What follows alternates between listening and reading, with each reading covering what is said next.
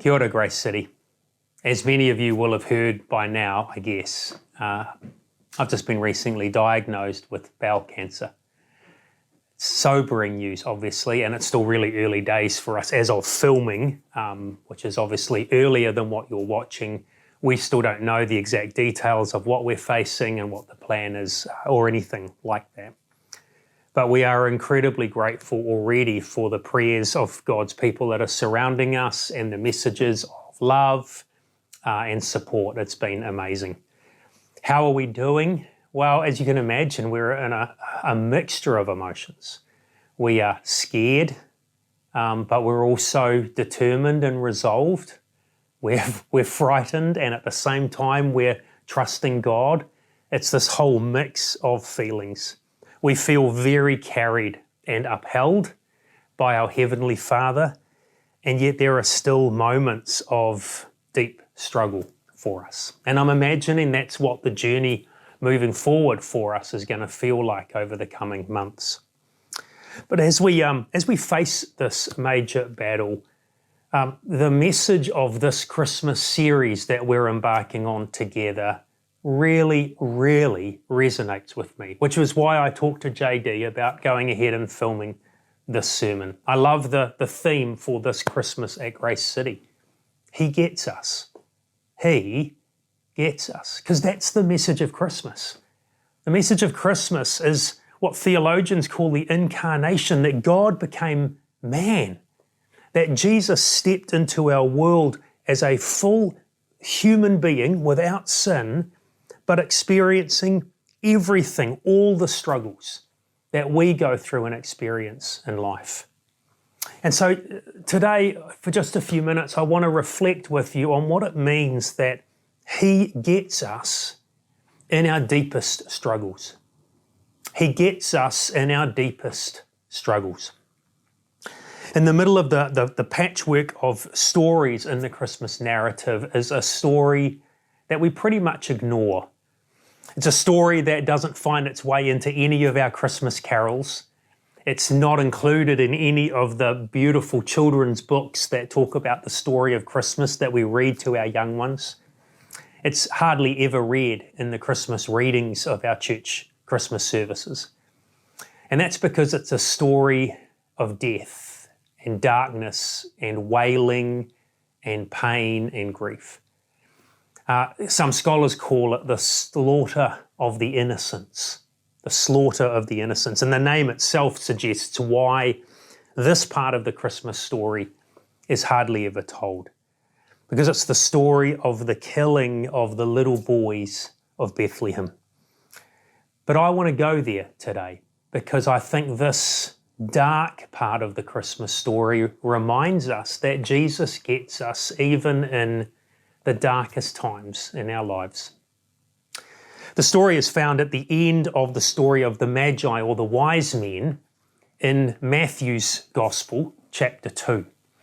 So the story begins this way at the beginning of the chapter, Matthew 2 verses 1 and 2.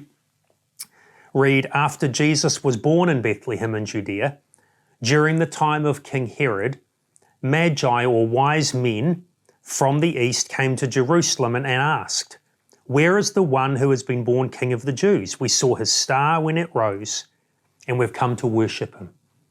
Now, we know very little about these Magi, these wise men. They could have come from Babylon or Persia, maybe Arabia. We don't exactly know. We don't know if there was 3 of them or more. It's a plural word, so there was at least 2. That's about all we know.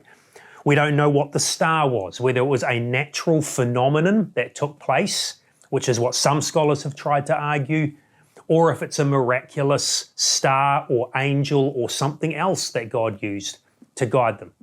But whatever it is, these mysterious figures have come to realize that this star signifies the birth of a king, a royal king over the house of Israel and the nation of Israel.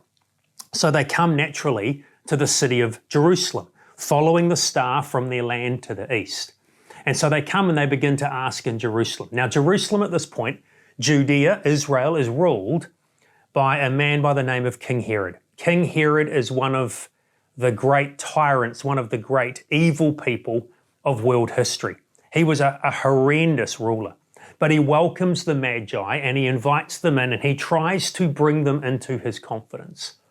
And when he finds out what their question is, where is the one who has been born King of the Jews, he asks his scholars, he asks the teachers of the law who know the ancient prophecies of the Old Testament about the prophecies of the birth of Messiah.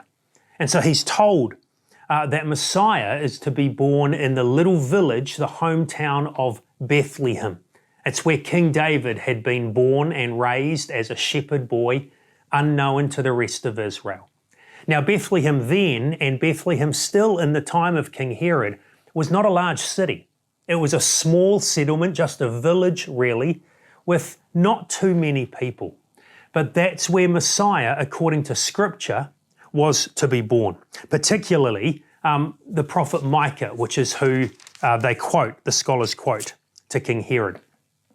So having found that out, King Herod then calls the Magi back into his presence in verse 7. Then Herod called the Magi secretly and found out from them the exact time the star had appeared. And he sent them to Bethlehem, and he said, "Go and search carefully for the child. As soon as you find him, report to me, so that I too may go and worship him." Now that, of course, is not his intention, but that's what he tells the Magi. So the Magi leave Jerusalem.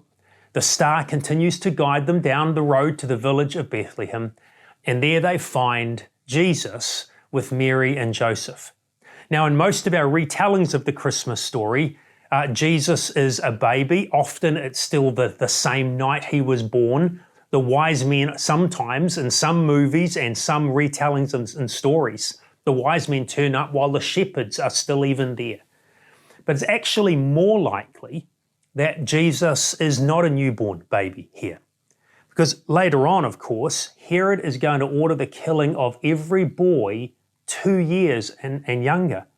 And that 2 years is based on him calculating when the Magi said they first saw the star. So it's possible that Jesus here is 1 or even 2 years old, maybe more of a toddler than a newborn baby. So maybe Jesus by now was beginning to walk a little bit and totter around a little bit. Maybe he was starting to gurgle and starting to make some first noises, try to shape some first words. So he's not a baby, he is an infant. And so the Magi find Jesus with Mary and Joseph, and they bring out these gifts that are so famous, gold, frankincense, and myrrh. And they lay them out before this king, and it says in verse 12 or 11 that they worshipped him. Then in verse 12 it says, "And having been warned in a dream not to go back to Herod, they then returned to their country by another route." And this is where we then fade out from the story. We step away again, the Magi have left, and that's the end of their part in the story, and the camera fades. But that's actually not what happened in history. That's not what actually happened in these events. Instead, Matthew tells us this is what happened afterwards. Verse 16, "When Herod realized that he had been outwitted by the Magi, he was furious, and he gave orders to kill all of the boys of Bethlehem and its vicinity who were 2 years old and younger, in accordance with the time he had learned from the Magi." Goes on in verse 17, "Then what was said through the prophet Jeremiah was fulfilled." Quoting from Jeremiah 31, "A voice is heard in Ramah, weeping and great mourning, Rachel weeping for her children and refusing to be comforted, because they are no more." It's an incredibly sad part of the Christmas story, and it's no wonder that most of the time we just ignore it. Now again, Bethlehem was not a large settlement. It was a small village. And so scholars estimate that we're talking about maybe a dozen children, possibly 20, something around those numbers maximum. So it's not a huge number, but it's still a horrendous crime, isn't it? Imagining soldiers bursting into homes, wrenching little baby boys, newborn babies, toddlers out of their mothers' and fathers' arms and executing them. It is absolutely horrendous. And that is why Matthew here quotes from the prophet Jeremiah. Jeremiah 31 is talking about the wailing and the weeping that happened when the nation of Israel back in history had been taken off into captivity in the land of Babylon. And it seemed to Matthew a fitting verse to quote here to describe the anguish and the agony and the heartache and the pain and the grief of this moment in the Christmas story as these parents in Bethlehem had their children so cruelly torn from their arms and slaughtered before their eyes. Now, many critical scholars have pushed back on this story and said there's no record of this outside of Matthew's Gospel. Who would do this kind of thing? Well, actually, it completely fits the character of King Herod. He was a horrendous man, as I said earlier. In fact, the Jewish historian Josephus, who doesn't record this exact story but tells us a lot about Herod about a century later, he records that when Herod was on his deathbed, he ordered a mass slaughter of the leading citizens of Judea so that there would be grief at the time of his death. So Josephus writes these words. This is what Herod ordered. I know that the Jews, he says, will celebrate my death in a festival, but I can obtain by vicarious mourning and a magnificent funeral if you would consent to follow my instructions, giving these to his officials. You know these men here that I have put into custody. The moment I expire, have them surrounded by the soldiers and massacred so that all Judea and every household will weep for me whether they will or not, whether they want to or not.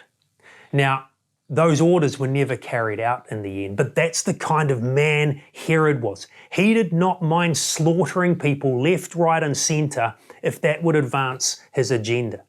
He is known to have killed at least one of the women that he was married to. He executed 3 of his sons. In fact, a couple of centuries later, a Roman historian talking about Herod will get this story from Matthew 2 and the story of one of the killings of Herod's sons around the same time. He gets them accidentally confused, but here's what he wrote. When Augustus, the emperor, heard that Herod, the king of the Jews, had ordered all of the boys of Syria under the age of 2 years to be put to death, and that the king's son was among those killed, he said, I'd rather be Herod's pig than Herod's son.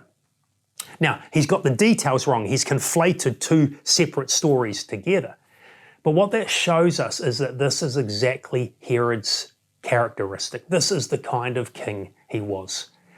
And so we can trust the biblical narrative here and the historical basis of this. This really happened. And in the midst of the beautiful Christmas story that we celebrate every year, there is this horrendous story of these wonderful little boys being slaughtered in the streets of this village called Bethlehem. So why did Matthew put this in? Because I think it speaks to a really key part of this series that we're in this Christmas. He gets us. He gets us. You see, Jesus was born into a world of pain and tears. And that means he understands our pain and tears. Jesus was born into a world of pain and tears, so he understands the pain and the tears in our lives, even in the biggest struggles that we face. Now, of course, in this particular part of the story, Jesus escapes this. Jesus is not among the little boys who end up getting killed. And that's because back in verse 13 of Matthew 2, Matthew tells us this. When the Magi had gone, an angel of the Lord appeared to Joseph in a dream. Get up, he said, take the child and his mother and escape to Egypt. Stay there until I tell you, for Herod is going to search for the child to kill him. And so Joseph got up and he took the child and his mother during the night and left for Egypt. Egypt at this time, and particularly around the city of Alexandria, had a large Jewish population, and so they would have found a place to go. And because of the intervention of the angel, Jesus is spared this massacre that so deeply hurts these other families. Jesus is allowed to escape because it's not yet his time to be killed. But that means Jesus then becomes this political refugee. Jesus' family is being hunted by a brutal despot, a dictator.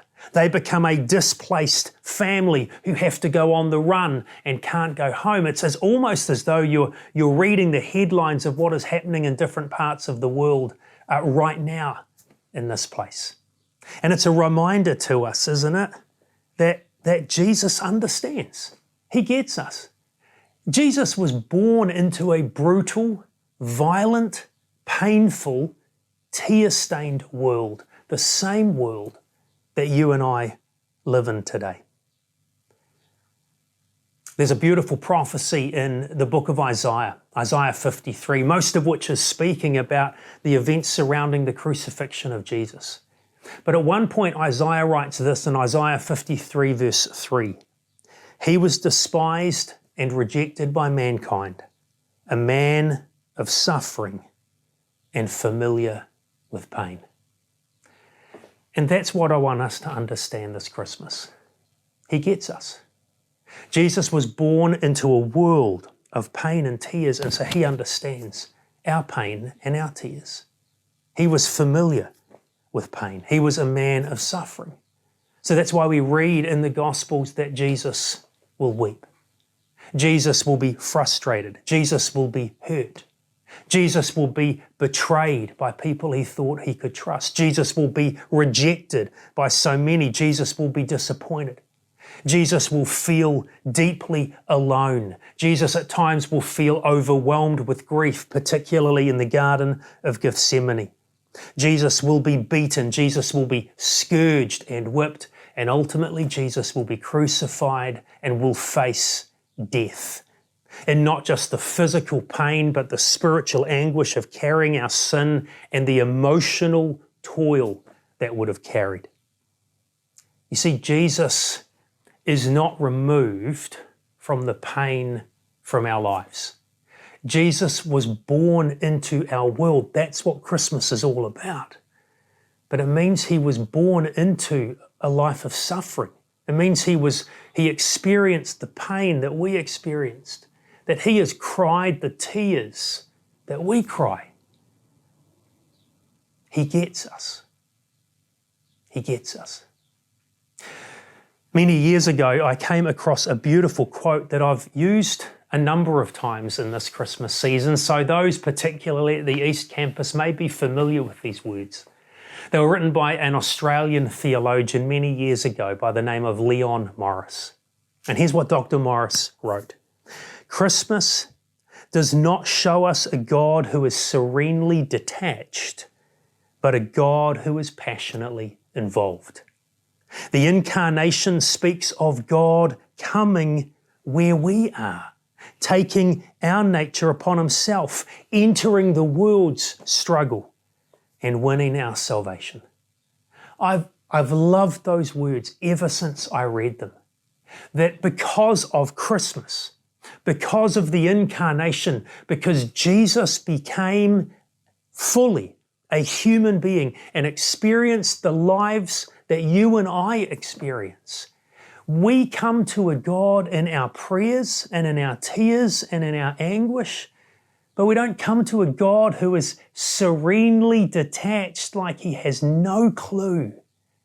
We come to a God who's passionately involved. We come to a God who gets us. Many of you will know that New York pastor Tim Keller is one of my favorite authors. And he's written a beautiful book on Christmas called Hidden Christmas. What many of you may not know is that Dr. Keller is right now in the middle of his own battle with cancer. And about 25 years ago, he faced a different battle. Back then, at around my age now, he faced a battle with thyroid cancer. Now he battles pancreatic cancer 25 years later, having won that first battle. So he knows exactly what I'm walking through right now.